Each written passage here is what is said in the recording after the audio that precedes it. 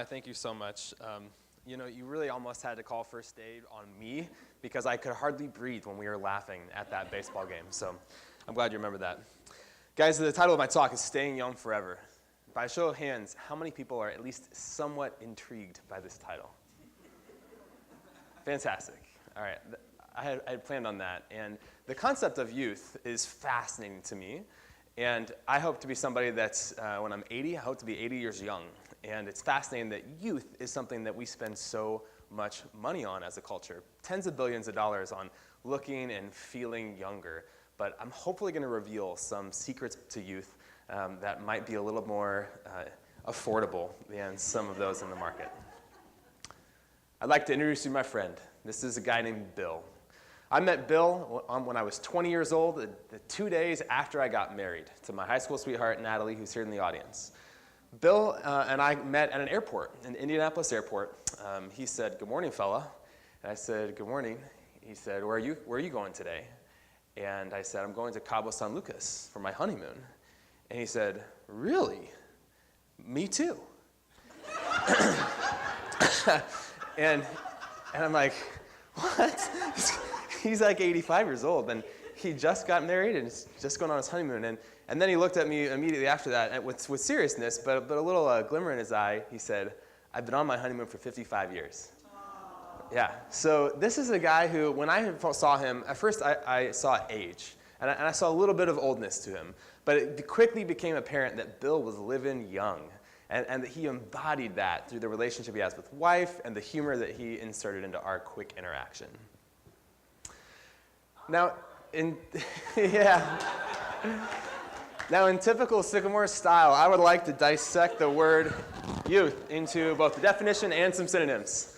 So my definition that has nothing to do with Merriam-Webster's definition of youth is a healthy disregard of worry and expectations. Some synonyms, related words that I throw in there would be carefree, curious, whimsical, adventurous, and humorous. Now what you're looking at here for your viewing pleasure, in addition to this being 6 of my best friends from Sycamore in a 1 or 2 man boat, that is, I'm certain, bound for disaster moments from this photo. This, to me, embodies these synonyms and youth. Carefree, curious, whimsical, adventurous, and humorous. There are 4 simple ways that I'm recommending we embody this attitude of youth. Rather than an age of youth, the attitude of youth. These ways I'm going to cover are imagine and create, do activities that bring you joy, love, serve, and give to others, and to laugh a lot. First, imagine and create. This is me at, let me check that that timestamp on our old photo. This is me as I was less than 1 year old. I was 11 months old here, building probably my first structure. This doesn't actually count as success to me as the first thing I built. I'm positive that fell over, moments from the photo as well. The very first thing I did build, though, when I built it successfully, I called my mom immediately, probably on our rotary phone at the time, and it was a little light bulb that I had put inside a Dixie cup, 2 Dixie cups upside down, to make a miniature lamp. And I connected a 9-volt, and when the light bulb went on, I thought, success. The light bulb's on, I've done something successful. And ever since, just imagining and creating things has been a huge passion of mine. This was me in Sycamore with 2 of my friends, Charles Tam and Mark Corvinemi, and we built a robot. I think, Mrs. Prince, this was for your class. I guess you call it art? Anyways, we had a blast with this. We imagined some multifunctional robot. We did have a working monitor and some fans for ears on top of it, but very little else worked here. But it got me started.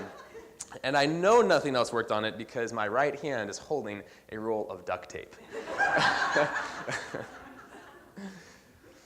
This is an idea that I had, guys. I imagined this after hearing about some wacky British guy that built on top of empty recycling bottles. He built sand, dirt, bamboo, then plants, and then a house on top of floating recycling. And so he ended up creating for himself his own private island, 50 feet in diameter, the width of this whole room, and he lived down on this thing. And I saw it on Ripley's Believe It or Not, which was a popular show when I was in middle school, and I thought, if he can do that, I can do that.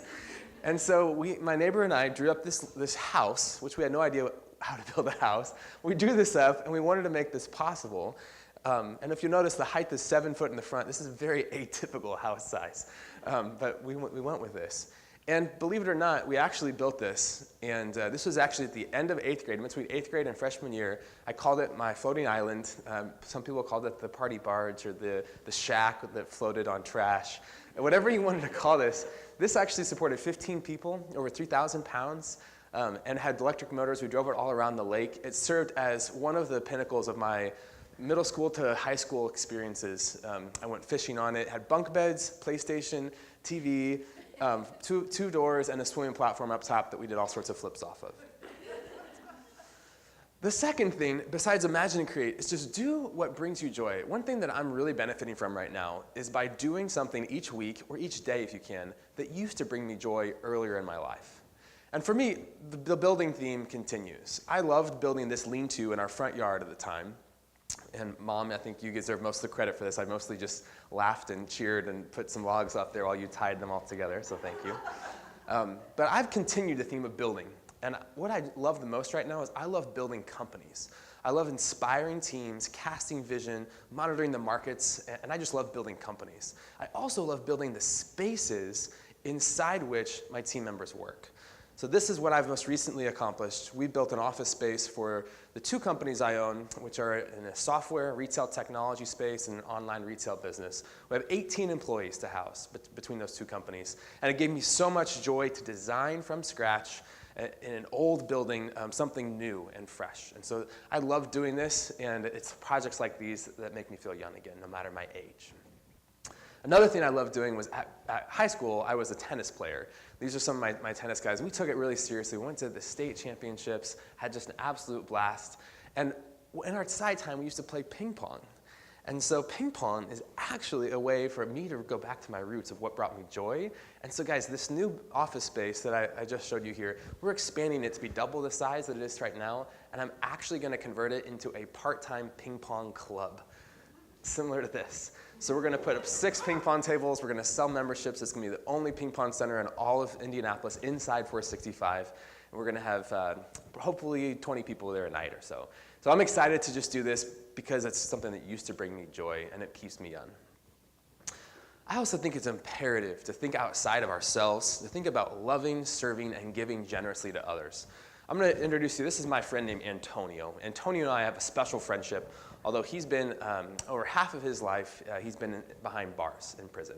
I was fortunate to meet him as he was coming out of prison with a different direction and mindset, and I helped him launch a business. For 9 months, we studied entrepreneurship together. I advised him, and we just grew together so much, but it certainly gave me that youthful spirit of working with somebody double my age, but on something that really made a giant impact in his world.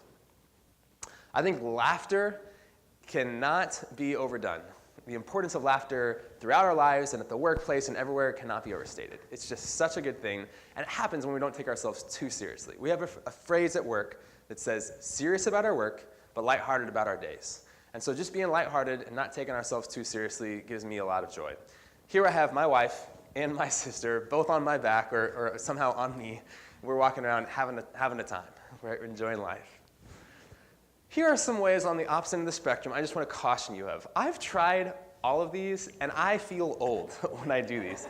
These steal my joy. It's to compare yourself to anyone else. When you do that, you either end up on top of them, and you feel prideful and arrogant, or you end up below them, and you wish you could be like them, and you're envious, and it's not a good place either.